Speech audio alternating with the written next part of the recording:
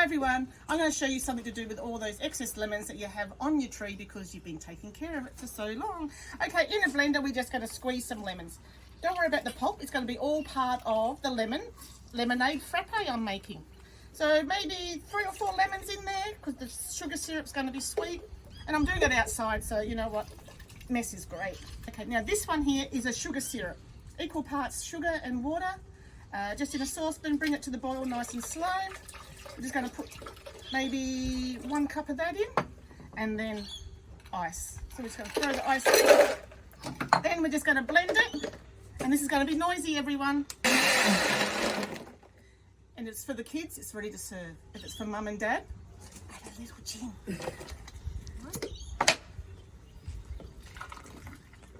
Have a little taste. What do you think of that?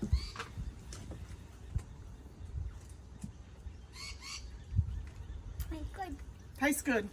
Nice and easy. That's it. Simple as that. Keep it simple.